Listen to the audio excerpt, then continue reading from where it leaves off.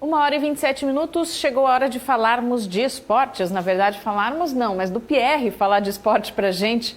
Ele já está a postos lá para trazer todas as informações, para te deixar atualizado sobre tudo que aconteceu no final de semana esportivo que nós tivemos, né, Pierre? Como toda segunda-feira, você traz essas notícias pra gente aí junto com o Valdinei. Muito boa tarde para você mais uma vez, que agora chegou aqui no estúdio, na TVCI. Muito boa tarde também para o Valdinei. Pierre, pode trazer as notícias para a gente daí. Uma nova rodada do Campeonato Brasileiro terminou nesse final de semana, Diana Túlio, e o campeonato embolou. Agora a gente pode dizer que está tudo embolado. Internacional líder, e a distância entre o Internacional e o Flamengo de apenas 3 pontos entre o primeiro colocado e o sexto colocado do Brasileirão. Valdinei Garcia, o quinto colocado do Brasileiro, perdão. Valdinei Garcia, o que você achou dessa rodada do Brasileirão? O que falta para que o Internacional engrene e se torne um líder um líder com mais segurança, um líder com uma margem de distância maior do que essa que apresenta hoje? Boa tarde, meu querido. Boa tarde, Pierre. Boa tarde quem está nos assistindo em casa. Tem que fazer os deveres de casa, vencer seus jogos. Não pode perder pontos importantes como está perdendo, como as outras equipes também. E também o Internacional apresenta assim, um futebol bom num jogo, no outro desce. Cudê lá faz um esquema, muda a equipe diariamente, não tem aquela equipe titular que jogue, sempre está mudando. Então o esquema tático complica o Internacional. Mas o Internacional é um sério candidato também ao título. Valdinei, a gente tem aqui, eu vou usar uma colinha rapidinho. Internacional líder com 17, São Paulo em segundo com 16, Atlético Mineiro em terceiro com 15, Vasco em quarto com 14 pontos, Flamengo em quinto com 14 pontos e Palmeiras em sexto com 13 pontos. A distância do primeiro para o quinto colocado de apenas 3 pontos, se a gente incluir o Palmeiras sexto colocado, uma distância de 4 pontos, ou seja, está tudo embolado. E assim, Valdinei, São Paulo estava em crise. Vasco, um time que tem um elenco bem limitado e figura aqui entre os líderes. Flamengo começou o Campeonato Brasileiro em crise, o Domenech Torrent quase foi demitido. O que explica tamanho equilíbrio no Campeonato Brasileiro e tantas equipes separadas por pouquíssimos pontos? Tipo assim, o Vasco tem um jogo a menos. Se o Vasco tivesse Atlético Mineiro também tem um jogo a menos. O Palmeiras tem um jogo a menos. Se o Vasco tivesse completado essa rodada com todos os jogos, tivesse vencido o jogo contra o Palmeiras, o Vasco era líder. Era líder absoluto. Mas o Atlético Mineiro, como o esquema tático montado pelo Sampaoli, fazendo um trabalho, perdeu pontos também importantes em casa, empatando, são times que têm uma forma de jogar diferenciado, que está sendo diferenciado por técnicos estrangeiros.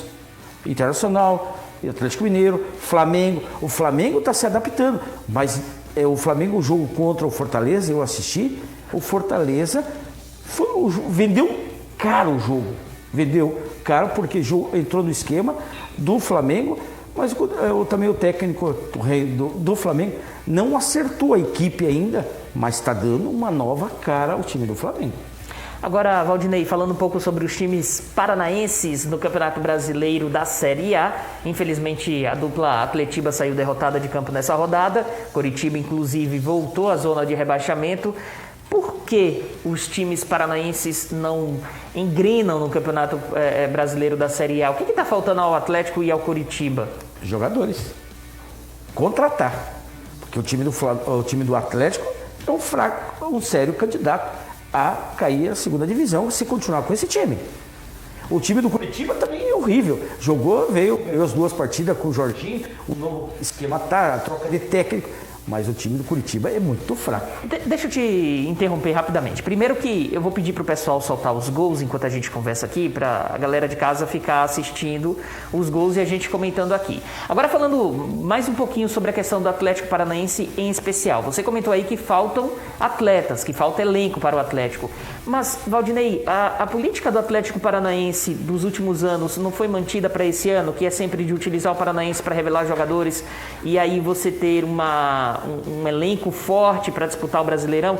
Você acredita que não é nem em quantidade, o que falta para o Furacão são atletas de alto nível, de alto rendimento? É isso que você acredita? Exatamente. 3, 4 peças de jogadores que venham para vestir a camisa, ser titular, para dar experiência à garotada. Não adianta só ficar com a garotada para querer revelar jogadores e encher o cofre e não contratar. É arriscado a cair a segunda divisão. Você acha que o Coritiba com o Jorginho já começa a caminhar pelo menos para uma trilha aí mais tranquila no Brasileirão, que tem mais esperanças de permanecer na Série A? Nesse momento, inclusive, mostrando aí o gol de Eduardo Sacha contra o Coritiba ontem na derrota de 1-0 do Coxa.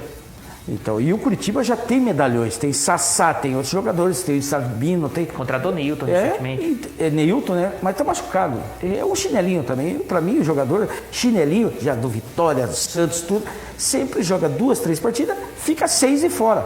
Quando veio, eu falei, vai ser um cara que vai ficar sempre no departamento médico. Mas o Curitiba precisa de 3 a 4 peças importantes para vir mesclar também com a piazada. Sinceramente, Valdinei, você acha que até o final do campeonato, Coritiba e Atlético vão disputar para não cair? Você acredita que essa é a toada, que o torcedor alviverde e o rubro-negro, ele não deve criar muitas expectativas nesse Brasileirão? Eu vou ser bem sincero, torcedor do Coxa e torcedor do Atlético, não tem muita perspectiva com as duas equipes esse ano. O Curitiba, principalmente, mas o Atlético ainda, como a gente estava falando, tem a garotada querendo mostrar serviço, mas se bobear, vai almejar uma segunda divisão do ano que vem. Tem que contratar, trazer jogadores de experiência no Atlético e no Curitiba 4 ou 5 peças para reforçar com esses que já tem. Devido à pandemia da Covid-19, um jogo atrás do outro, uma rodada termina, a outra já está começando. Na próxima rodada, Atlético recebe o Botafogo, o Atlético Paranaense, né? E a equipe do Curitiba vai a Goiás para enfrentar o Goiás. O que você espera dessas duas partidas? Então, aí, principalmente, tem que buscar resultados. Porque no próximo final de semana, na próxima rodada, tem o Atletiba. Então, daí tem que ficar se ligando, porque vai ser disputado no campo do Atlético, o Atletiba, mas no decorrer da semana, no meio de semana, tem 2 jogos importantes. Um vai a Goiânia e o outro tem que buscar resultado. Então, se não fizer pontos, pelo menos quem joga fora trazer um ponto e quem joga em casa tem que vencer. Senão, vai ficar a luz vermelha acendendo lá pelo lado do Couto Pereira e pelo lado da Arena. Agora eu vou ser mais objetivo ainda com você. Eu vou te colocar numa saia justa. Como conseguir esses pontos sem contratar? Porque o jogo, a rodada já é agora, na quarta-feira, né? Os jogos do Coritiba e do Atlético, quarta-feira.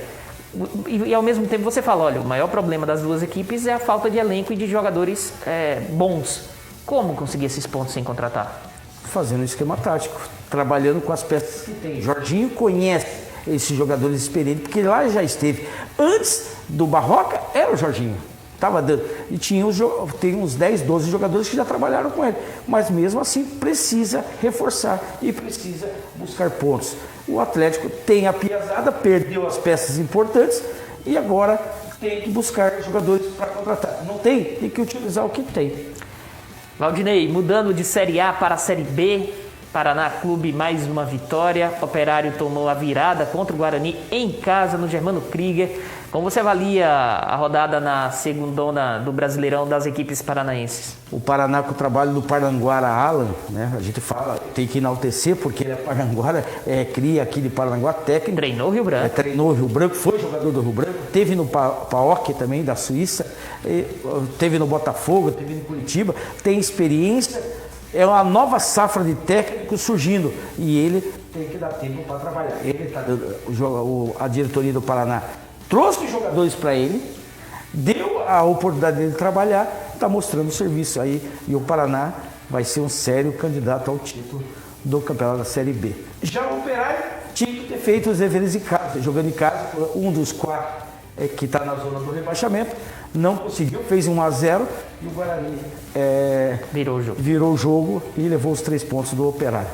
Muito obrigado, meu querido amigo Valdinei Garcia. Manda um abraço aí. Vou mandar um abraço para um amigo meu, que considero ele como meu pai, seu Daniel Jorge. Hoje está completando mais um ano de vida.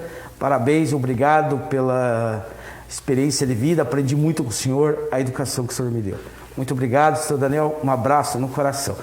E um abraço pro pessoal lá do 7 de setembro, da nossa querida Soledade, que hoje também é o aniversário deles. Um abraço para esse clube. Eu tenho um carinho muito grande pelo 7 de setembro. Um abraço também para o seu Daniel. Quero mandar aqui um abraço bem rapidamente também para o Clóvis, que mora no São Vicente, que é vigilante ali do Senac. Essa semana ele falou assim: Pierre, eu não perco um quadro esportivo toda segunda-feira. Manda um abraço para mim. Tá, abraço aí, Clóvis. Muito obrigado pelo carinho sempre, tá? Eles querem mais pimenta. Não gosta quando a gente concorda, não.